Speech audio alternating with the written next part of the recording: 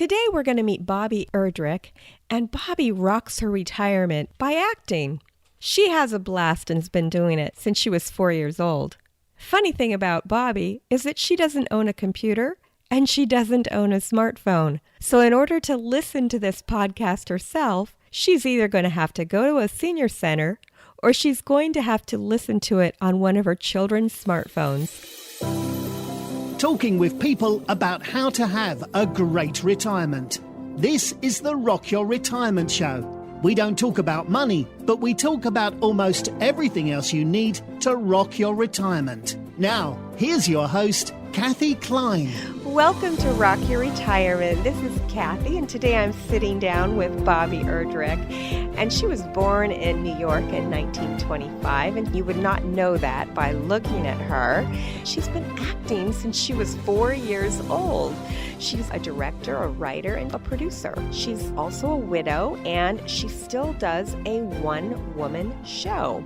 She raised sheep in Oregon. We'll ask her more about that. And she bucked hay, she birthed babies, and she shoveled something I can't say on the air. So welcome to the show, Bobbie. Thank you, and I'm glad to be here. So tell me about this acting that you do. Have you been a professional actress your whole life? I have been what I like to call a big fish in a very little pond. I was discovered on a subway train and was told by my grandfather that there was no acting in our family. But I had a mother and two sisters who decided that this was the thing, and they took me all around to different places. And my very first performance, I said a little poem.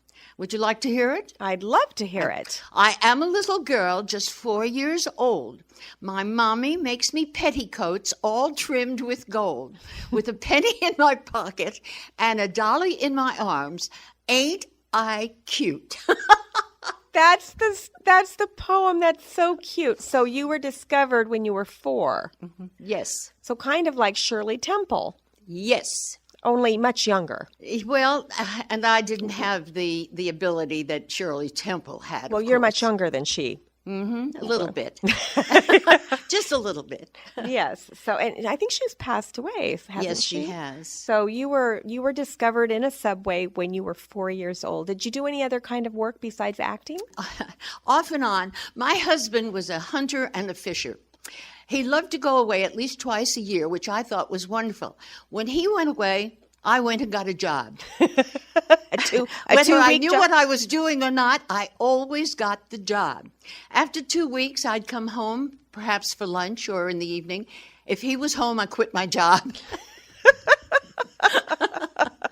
Did these people who you got the jobs with knew that you were only going to work for a few weeks? Or I never told. I was a nurse for a while. Oh, you were? Yes, during World War II, I did nursing. Any stories about that? Yes, but I don't think I ought to tell them. Okay, we will be quiet about that. I'd love to talk about what we did on our farm. Well, tell me about your farm. Well, my husband was a Los Angeles fireman, and we decided that after 20 years and 20 minutes, the 20 minutes are just for signing the papers, we would retire. And we found some property in Grants Pass, Oregon. Just a great big empty field with what we had been told had a pond on it. And there was one giant oak tree. And every time we had off, we would go up to this property from Los Angeles and work on it. And we decided we would raise sheep. Now, both my husband and I were big city people. We had no idea what we were doing. What was that show about the woman who I remember that with Eddie on Eddie something or other and Ava Gabor. Yes. Right. Was that you? No. No, I mean, in real life. Was that you in real life? It could have been. It could have been. But yes, I went to school to study about cattle, animal husbandry. We promptly decided to raise sheep. Which is so much like cattle. Right. We bought 3 sheep to begin with. One of them we called Sweet Mama, and she had 3 babies, which is very unusual for sheep. Don't to they have just have 3 one at a time. Don't they usually have one? 2. Oh, they 2 have is 2. good management. 2 is good management. And so every other year she threw 3 babies. Wow. And they adopted us. She always threw out the one that was most capable. She kept the 2 that needed the most help and threw out the biggest one because I guess she figured it could go on its own. Oh. And that one would invariably adopt us. And then you would be the new mom. And we would, no, not me so much as my husband. He was the one who got up at 2 o'clock in the morning with the bottles. Okay. So, but we sold our wool, we sold our lambs to the 4-H kids, and we sold the meat, kept some for ourselves, of course. It was a delightful, lovely way to live. Wow. And I learned a lot about it. And as I said, I learned to buck hay, I learned to birth babies, and I did a little shoveling in between. We want to keep this show a clean rating, so we won't say what she shoveled, but you can use your imagination. Yeah. I learned to wear sweatshirts inside, outside, and backwards and frontwards. How fun. So you did this right after retirement, immediately after retirement. Mm-hmm. There was no break in between. It went from fireman, your husband being a fireman, to being a farmer. No, we had purchased the property a few years before his retirement, and so we had been prompting ourselves and prepping ourselves for this. The first thing we did was build a shed, and over the years until his retirement, we would bring things up, put in the shed. The next thing, when we moved up there, and we bought an old trailer that we lived in, and we built the barn. And then we built the house. And we did it, the 2 of us, my husband, myself, and a neighbor from down the road a piece. Oh, that was nice and the of your 3 of neighbor. us built it, and oh, it was wonderful. Wow. So you actually had preparation. It wasn't all of a sudden you mentally prepared yourself to do this in retirement. Mentally, I guess we did. We just knew that this is what we wanted to do. Get away from the city, just farm. Okay, and you did it for 20 years. So what happened after 20 years? Well, my husband was having some back problems, and we decided it was time to sell the farm. Mm-hmm. From there, we moved, from Oregon, we moved up to British Columbia. And then from British Columbia, we moved to Washington State. Washington State. Where in Washington State? Just outside of Olympia, the capital. Okay. In a little town called Lacey. Unfortunately, 3 months after we moved there, my husband passed away. Oh, I'm so sorry. It was sorrowful, but I did it, and for 9 years I lived up there until I decided to move down to California again. So how did you get over the grief of your husband? It was a sudden passing? Yes, extremely sudden. I always accepted the fact that somebody, sooner or later, is going to die. I have a lot of wonderful memories. I do not sit and grieve. I was busy getting ready to do a play, the female version of The Odd Couple. Okay. So I kept busy. I've always believed in a lot of laughter, and that's it. So your way of dealing with it was to keep busy. To keep busy, to not... people dwell on a lot of things. I have a lot of wonderful memories, and so I keep those memories alive. The wonderful ones. I think we have a marvelous computer inside our heads, and all we have to do is turn it on, and the pictures are there. And so I never said, oh, why did this happen to me? Why am I left alone? I always said, hey, I knew it was going to happen, and I always remember what my husband said. I have to go first, honey, because I'll become one of the 3 C's. And I said, what are the 3 C's? Cranky, cantankerous, and curmudgeonly. He sounds like he had a good sense of humor. He was wonderful. He was wonderful. He was funny. He was a Renaissance man. There wasn't anything he couldn't do. He could build furniture. He built houses. He had a green thumb for gardening. He was marvelous. Wow. Painted pictures, won prizes at the fair. Well, it's wonderful that you have the good memories and that you're not dwelling on the sadness. I think this should happen to a lot of people, truly. Truly. I wish they could all do that instead of sitting and grieving so much. Yeah, we all deal with our pain differently, but I do understand what you're saying. And I have 4 marvelous kids, So he left you a legacy. Yes. Do your children live in the area, or are they all? My eldest son lives in Carlsbad. My youngest son and my eldest daughter both live in Nevada. And my baby, who is going to be moving to Fallbrook, now lives up in British Columbia. Okay. So they're all going to be fairly close. Yeah. Close enough to get to see them if you need to. Yes, but I loved living in Washington because none of them lived around me. Yes, and where you lived, it was pretty rainy, right? Isn't it pretty rainy in Olympia area? No, people think it rains all the time. It doesn't. But it's green.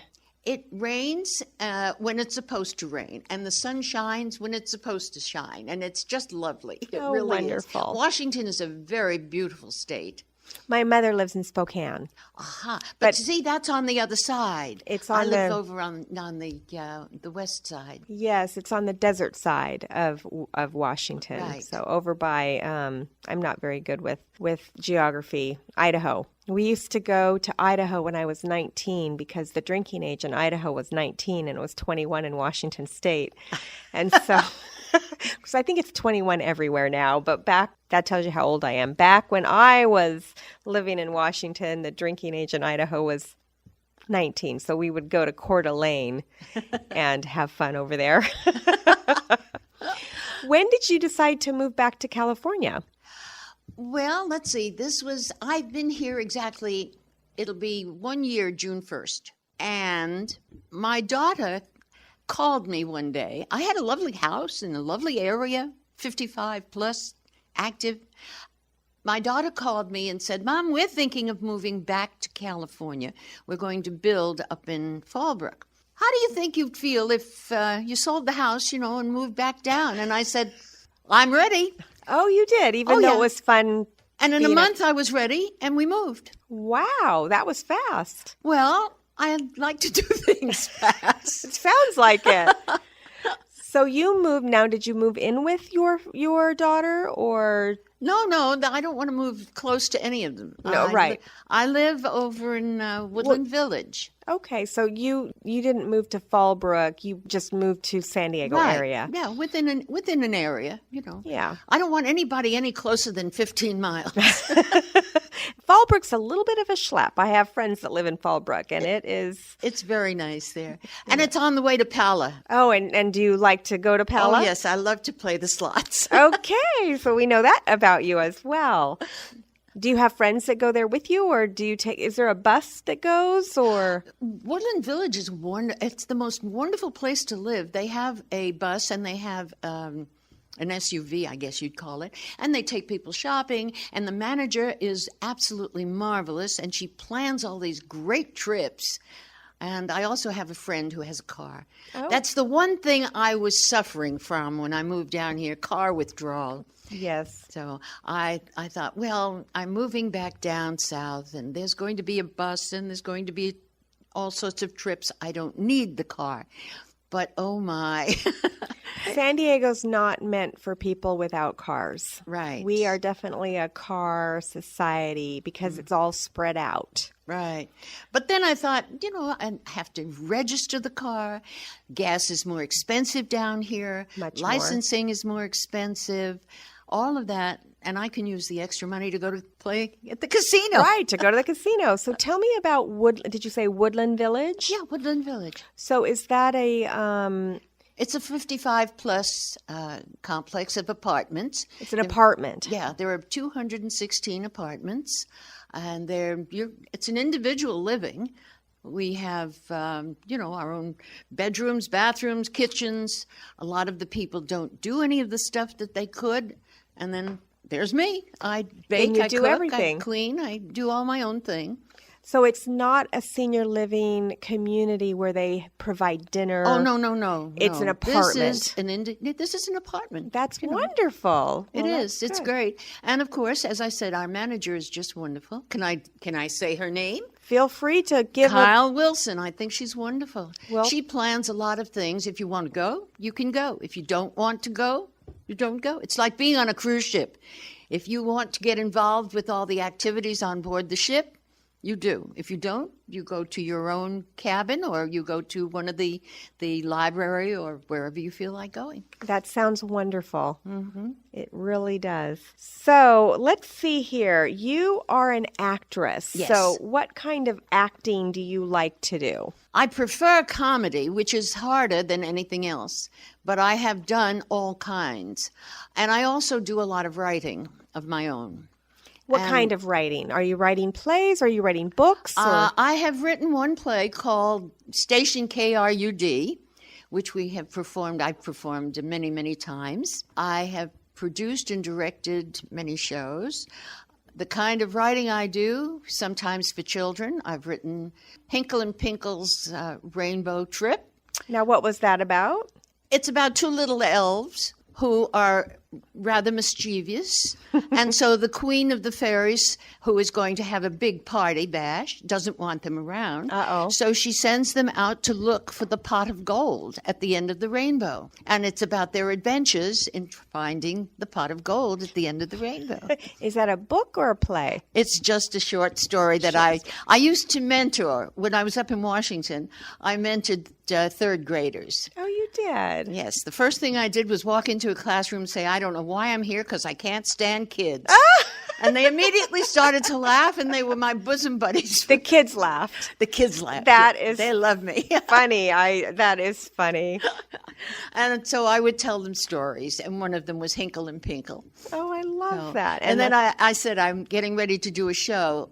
I do a show as Madam She's Off Key. Madam, she's off key. Madam She's Off Key. She's Off Key. off key. Yes, And Madam, where do you do this show? wherever anybody asks me.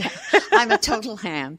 I did it for the Woodland Village people, and they liked it, and so they asked me to come back again, and I'm doing another one on the 31st of May, and everybody's invited. We'll try to get this out before the 31st of May. Oh, that would be wonderful.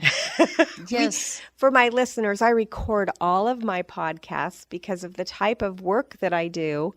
There's a 3-month time period when I cannot do any interviews. So I try to get all of my interviews done and ready to post before that 3-month time period. So we'll try to get your interview posted before May 31st. May 31st. That would be wonderful. 1:00 in Woodland Village. In Woodland Village. San Marcos. And that's in San Marcos, California. So if you're listening in Australia, sorry, you probably won't be able to attend. Oh, how sad. But you can if you wanted to buy plane tickets and come down. I do have listeners all over the world, but about 65 to 70% of my listeners right now are in the San Diego area. Oh, that's wonderful. Yeah, so I'm looking forward to hearing more about your show. So have you ever traveled? Do you like to travel, or do you like to pretty much stay here? I love it. I've never been to Europe, the continent, but I've been to England twice. I've been to Honduras. You know, I have a son who was with the embassy, the United States Embassy. When he was stationed in Paris, did I go visit him? No. When he was stationed in Berlin, did I visit him? No. When he went to Australia, did I go visit him in Canberra? No. Where did I go visit him? The pits of the world. Where was that? Honduras. But I had a wonderful time. I bet you did. It sounds like, though, that you have a wonderful time just staying here. I do. And doing different acting. And do you still volunteer for the third graders, or? I did write a letter. See, unfortunately, I do not have a computer. And today, everything is done by computer, even teaching in the schools. And so while I was hoping to get involved in schoolwork again, I haven't received any answers. And so I've given up a little bit on that. And I do like to volunteer. I've worked with the Salvation Army, and I was the oldest volunteer in Vista. Remember Vista? Okay. And I've done work with the Boy Scouts and the Girl Scouts, so I've been around a little while. And we were talking before the interview started, and we were talking about the fact that you don't have a computer or a smartphone. Right. And so you actually won't be able to listen to this interview at home. I'm going to have to call or write you a letter and give you the link so that you can listen to it at the senior center. Well, that would be wonderful. Thank you. So you're going to be able to listen to this, but it'll have to be at the senior center or maybe at one of your children's homes or something because you don't have a computer. But that goes to show that you don't have to have a computer to get out there and to have a good life and to have fun. I don't like the cell phone. Well, I should have one. But I don't want to have people calling me at all hours of the day. If my kids want to call me, or if anybody wants to call me, they can call me any time in the morning and any time in the evening. I don't need to talk to them during the day. They don't need, and I'm not one of these mothers who has to talk to their children every single day. Sometimes a couple of weeks will go by, and it's fine. We talk. We say hi. How are things? We compare notes, and that's it. Because you have your own life. You're not sitting around waiting for your children to call. Yes. Sounds like you have a rich, full life. Yes. Yes. And so what are some of the things? Because I've seen you here at the senior center before. I think that's where we met. No. Where did we meet? We met at a program that was being given for the deaf, I think, for hearing aids. Oh, that's where we met. That's right. We met at the HearingExperience. Right. That's it. They had a program that they put on, and that's where we met. So, yes, you're right. That is where we met. Although for a while I couldn't remember. Well, I couldn't remember either. I thought we met here. So that is right. So that goes to show you can meet people wherever you go. Wherever. Absolutely. And I think you were there with a good-looking man. Oh, wait till I tell him you said that. He loves to hear that. So tell me, is this your love interest or just a friend? Or do you David, not want to talk about it? Oh, I have no objection. David is very much my love interest. Yes. Okay. He is a charming gentleman, and we do a lot of things together. And how did you meet? You know, we're still trying to figure that out. I'm the kind of person who, when I see people who are sitting around and looking rather bored, I just walk up and say hi. And when I walked into the lobby of the Woodland Village that first day, I saw these gentlemen sitting around, and I walked up and I said, "Hi, my name is Bobbie, and I've just moved in." And the next thing I know, which was just maybe 2 weeks later, he was part of the family. So My kids adore him. So he lives in your community? Yes, he lives upstairs from me. Oh, okay. Which could be bad or good, depending on if you're... It's very good the way it is. Just I was just thinking if you break up, that might be a little awkward. according to him, we're never going to break up. Okay, well, then there we go. There we go. But you obviously have a lot of experience, and that's one of the reasons I wanted to ask you to come on the show. Some of my listeners might have sandwich generation issue problems. You know, they're caring for their spouse at the same time that they're caring for their children. Mm-hmm. Did that ever happen to you, or your children were up and gone by the time you retired and they didn't have grandchildren yet, and so there was no sandwich generation issues? My theory is never follow your children. If your children want to be with you, they will come to you. So when we moved to Oregon, everybody said, "You're moving so far away." We said, "No, we're not." And sure enough, they came. And they came to visit. They came. Oh, yes. They loved the farm. As a matter of fact, they were sorry that we sold it. Aww. You know, because they loved it just as much as we did. It's hard to work a farm if you have back problems. Right. It was getting just a little too much for him, you know, and it was his decision that we finally sell it.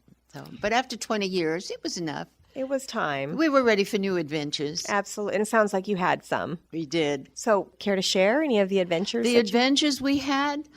Well, we went on a couple of trips together, and our kids said... But not to Paris or any of the places where your son was. There aren't really very many adventures that are that worthy of talking about. Just little things that we did, My husband became very much involved in building model airplanes. And for him, this was a marvelous hobby. And of course, as soon as he got involved in a hobby, I became more involved in theater, which is what I did. So moving from one place to another, I started several theaters. I became involved in theater. And this happened all the way from Oregon. We moved from Grants Pass to Eugene. I started a theater there. Then we moved on up to British Columbia. I started and got involved with the theater there and did the best show I have ever done. It was the scariest. What was it? It was written by Ira Levin, and it was performed in New York only briefly because people were so terrified of it. It was called Veronica's Room. And what was it about? Well, let's put it this way. It had a little kidnapping and a little necrophilia and a little incest and a little murder. And altogether, it was the most horrifying play I've ever done. Okay. But it was wonderful. At the end of the first act, you could not have heard a pin drop in that audience. It was so tense. Wow. It was great. I loved it. Wow. I haven't been able to do it since. Sounds like a hard play to do, so. It wasn't that hard, but you had to have the right actors for it. Absolutely. That was the part. And the right audience. This audience loved it. They loved it. Definitely the right audience. Sounds to me that you've had a wonderful retirement. I have. So if you had to give a piece of advice to somebody and they were about to retire, what's the one piece of advice that you would give to that person about to retire? Lots of laughter. Lots of laughter. You can't take anything that isn't really truly serious too seriously. People tell me they wake up and they have pain in the morning. But, you do a few exercises in bed, you get up, you make your coffee, you greet each new day as something exciting. Something's going to happen. Regardless of whether it's raining or whether the sun is shining, you have to look at each new day as something exciting for you. That sounds like great advice. Second question that I like to ask, let's say you're sitting across the table with someone who isn't taking that advice. They're not greeting each new day with excitement. They feel stuck in their retirement. What's the one piece of advice that you would give to that retiree? Oh, that's very hard for me because I can put myself into their shoes only briefly. I don't know what kind of life they've lived. I lived a very, very happy life. I had a wonderful husband, wonderful kids. Unless I know them intimately, I can't give somebody advice on how to live their lives. Pretend like you're in a play and you are a person who's not living a good life. You're stuck, you're depressed. How would your character get yourself unstuck? How would my character get myself out of this? Out of the funk. Out of this funk. Well, I'd have to find people who are younger and who have greater outlooks on life than I would have, and who would help me get out of the funk, get me busy doing things. So find people who are living the kind of life that you want to live or doing things that you want to do and make friends with them. I'm going to tell you something. I don't know whether you'll keep this in or not, but there are some gentlemen over at Woodland Village. Every morning when I come down, they're sitting there. Now, I know these gentlemen are not really very active. I know a couple of them have physical problems. But I come down and I give each of these gentlemen a big hug and a kiss. That's nice. And I'm sure that the ladies think that I am wanton. But But I give these gentlemen a kiss, and they look forward to it, and they smile. And when they see me, they wave and say, "Hi, Bobbie." And I know they're glad that I come down. And I know I've made a little happiness in their lives. So maybe to get out of a funk, make somebody else happy. Exactly. So the key to happiness is to not worry so much about yourself and to help other people become happy. Yeah. Get away from the me, and look for somebody, you. Sounds like you've done that your whole life. I think so. Bobbie, thank you so much for coming on the show, especially since the fact that you don't have a computer and it'll be a little bit different for you to try to listen to it yourself. You've been a fabulous guest. Oh, thank you, Kathy. And for my listeners, remember that on Mondays we like to interview retirees, and on Thursdays we interview people who can help when your parents or spouse or somebody needs a little help. We call that sandwich generation issues. And we'll see you next time on Rock Your Retirement. Thanks for listening to the Rock Your Retirement Show. If you are rocking your retirement or know someone who would make a great guest on our show, please send us an email at podcast@rockyourretirement.com.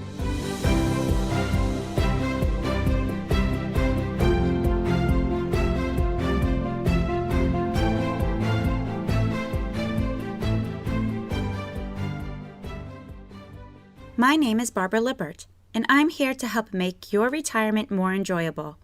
After using Arbonne's pure, safe, and beneficial products with awesome results, I became a consultant. My goal is to help others have a healthy retirement. Check out my website, barbaralippert.arbonne.com. Then email me at babsbiz@sbcglobal.net or call me at 858-775-7765. Use the word healthy to get 20 to 40% off. If you can't afford prevention, you'll never afford disease.